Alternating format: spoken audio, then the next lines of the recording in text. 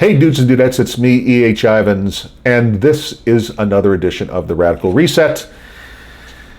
Let's talk about wokeness today. In the last video, I endorsed Joe Jorgensen for president. Okay, end the story. We're going to see who's going to win. I think it's going to be Joe Biden. I think we're all going to pay the price for it, yada, yada, yada. I'm bored with the presidential thing. I don't know about you. I'm just tired of it. I have reached presidential exhaustion. And so now I'd like to talk about, since life is going to go on, regardless of who's elected president, let's talk about something a little more interesting. I saw a piece in the Wall Street Journal earlier this week called "The Tyranny of the Tolerance." So that's what I want to talk about, the tyranny of the tolerance. In other words, the culture that we live in today, where we have become so politically correct, so woke, so conscious of every word we say, that consistently polling shows that 70 to 80% of the people have opinions that they'd like to express but feel uncomfortable expressing because they think they're going to get shouted down. Donald Trump is pretty much, as I'm speaking to you, counting on. There are a lot of people that are going to vote for him that won't admit it publicly because they're afraid of being shouted down. And I know people like that in my own life firsthand. I know this is real, and I know there are people like this firsthand that are going to say one thing in public. I mean, maybe you're one of them. So I have a list here, and I'm looking down because I don't want to, what's the word I'm looking for? I don't want to miss any points.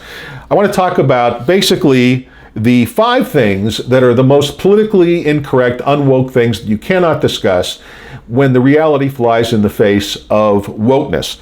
Let's start with that wonderful, this isn't particularly alphabetical, but we're going to start with A for abortion.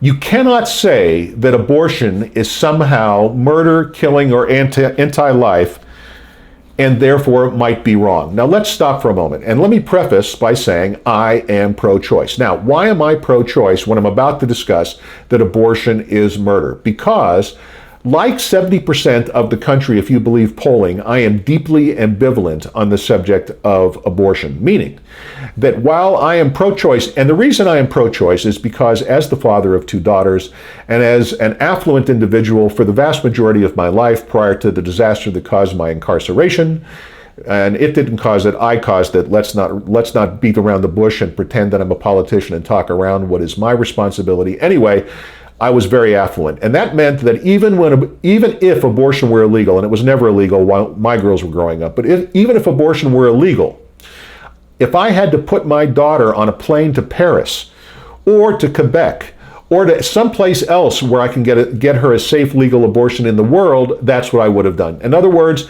and the point I'm making, and I had enough doctor friends, I wouldn't have had to done that. She could have gotten a D&C, I think that's dilatation and curettage, a D&C done, which is really an abortion, by any one of my doctor, obstetrician friends through the community, and then, that would have been that. So the bottom line I'm making is, the reason I'm pro-choice is I don't want dead poor women who were, aborting themselves with coat hangers in closets or flunked out medical students.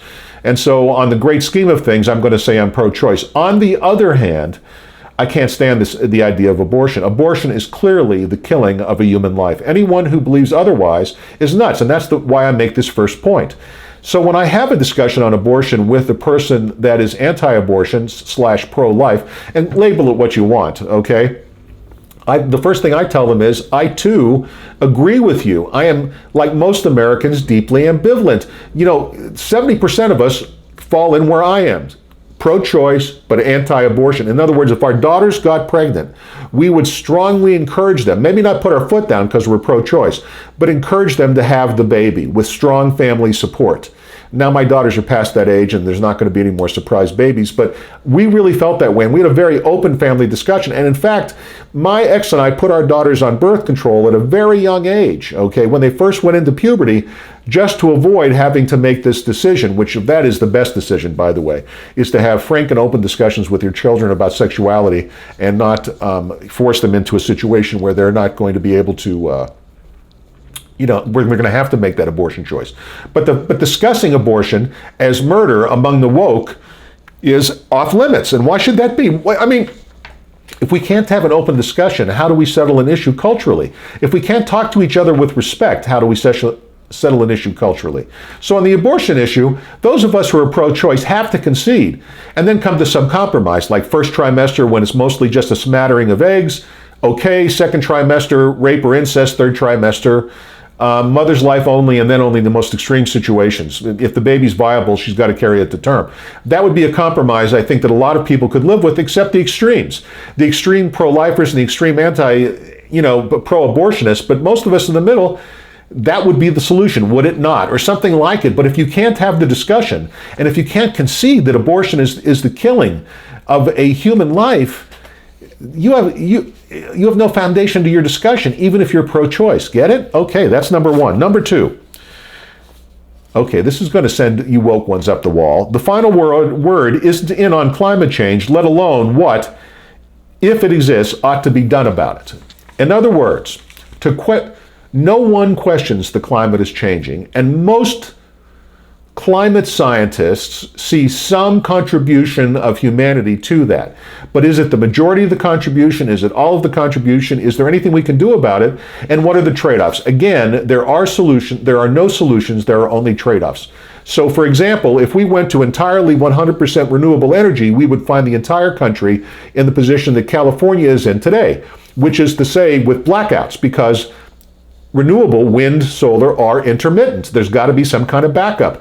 And the same people that are pushing that are pushing against the one clean energy that we have, that we know we can have all we want of, which is nuclear. But you can't have that discussion. Even if the United States went 100% renewable, it would have virtually no effect on global climate change, even if you buy the climate argument to begin with. And the trade-off to all of this is, particularly to the poorer countries where they're burning a lot and putting a lot of carbon in the atmosphere, is starvation worse than hotter temperatures? Because they don't have the money or the resources. And what should be done? And to me, the obvious solution is promote free market economics, which makes the whole world rich so they can afford to build nuclear power plants. And we're done with it. But the climate's been changing since the Earth was formed, and to even give voice to that there might be another side to the argument, that there might be a modern solution, that the United States may not be the answer, that choking off an entire state like California might not be the smartest, the woke shuts you off. You can't even have that discussion. Number three. See, I picked this list very carefully. You with me?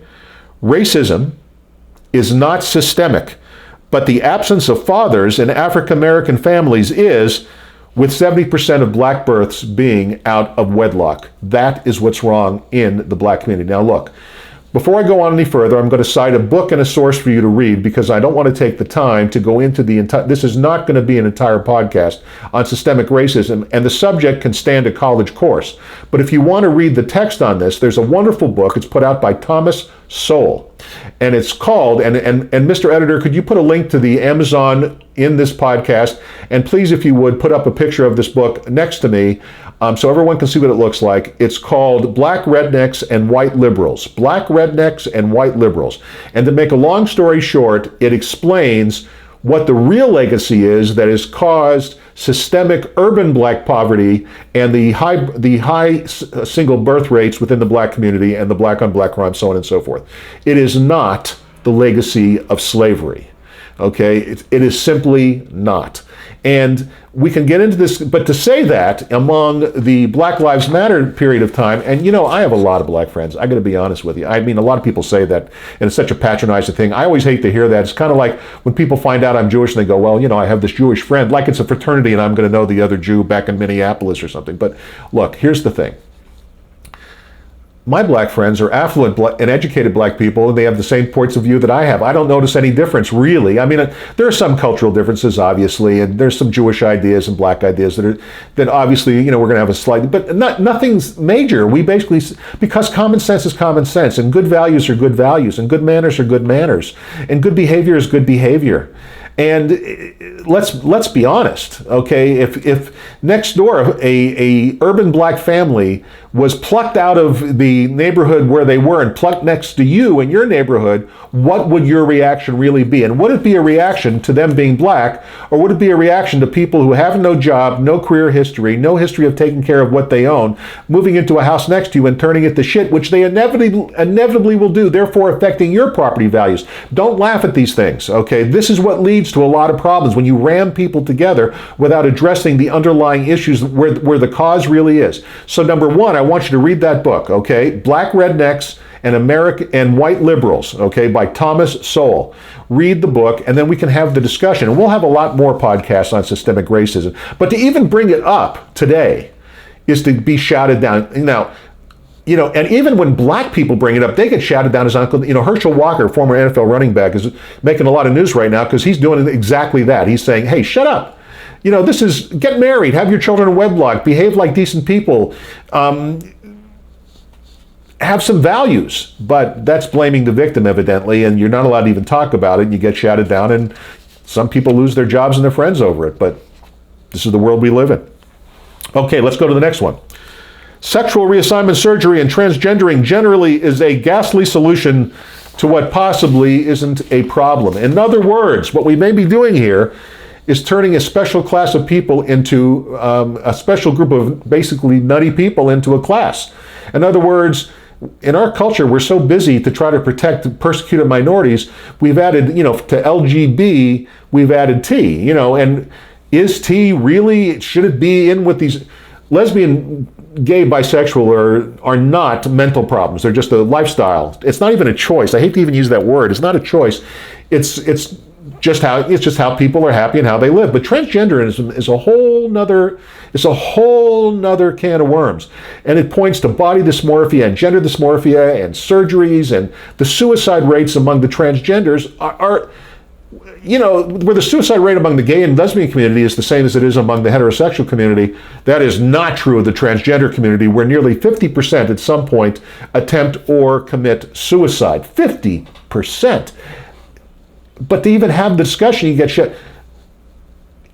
Maybe we're just dealing with a psychopathy here. Maybe these people have a psychosis. Is that something wrong to say?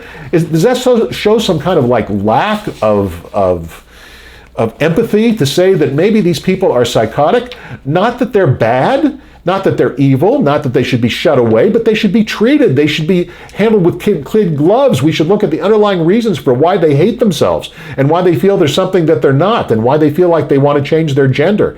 And gender and transgender surgery should only be allowed if you're over 21 years old. And even then, I think really, personally, if they had a ban on transgender surgery, that would be fine with me. But as a libertarian, I have to be true to my point of view and say whatever you want to do as an adult to yourself is fine.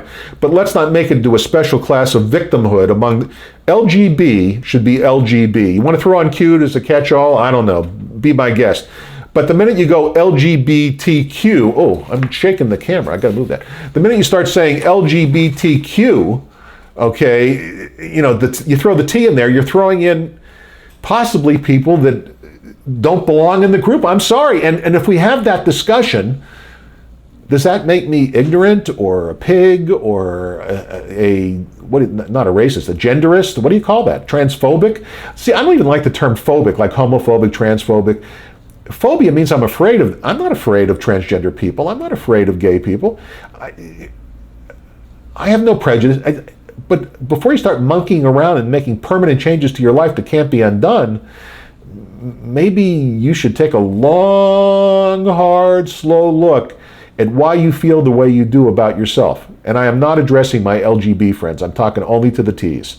Okay? Maybe you T guys, and when you're crazy, and I know there's no other way for me to put that, crazy, misguided, psychotic, whatever word, when a person is crazy, they think they're sane. Have you ever met a crazy person that doesn't think they're sane? Asking them, do you think that you're sane? You might as well talk to the wall. Okay, but even to have this discussion in today's environment is not woke. Let's see, what was my last one? Oh, here's my last one. Most government programs for the improvement of human condition are unlikely to be effective and in many cases exacerbate the illnesses they set out to cure.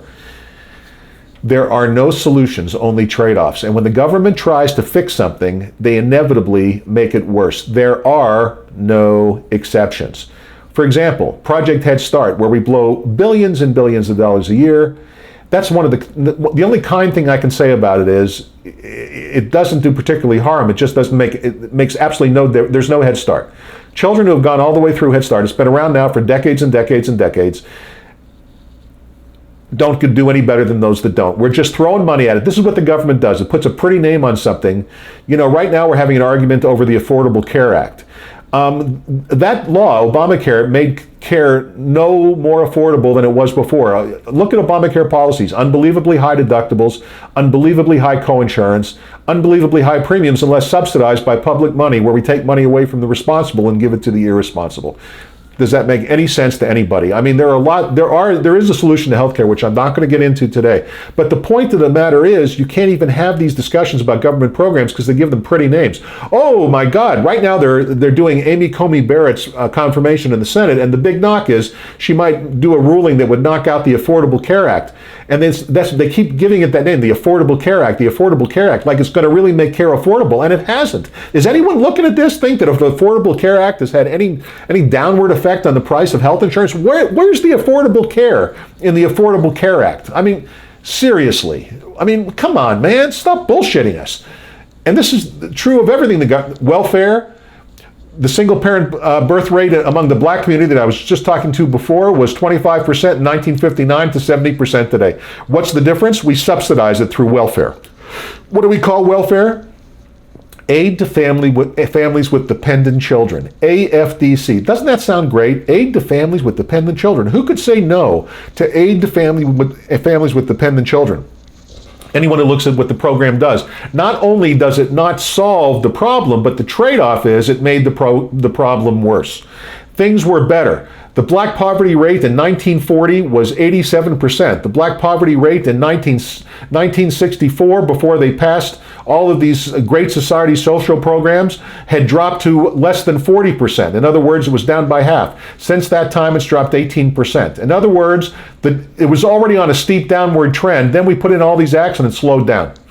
Things got almost not just slightly better than they were when we were doing nothing at all. And oh, by the way, we destroyed the black nuclear family while we were at it. What a great idea. This is just the truth of government programs. But these 5 things, and let me just review them briefly. Discussing abortion, that is the killing of infants, that the final word on climate change is an in, that racism is not systemic, that's bullshit.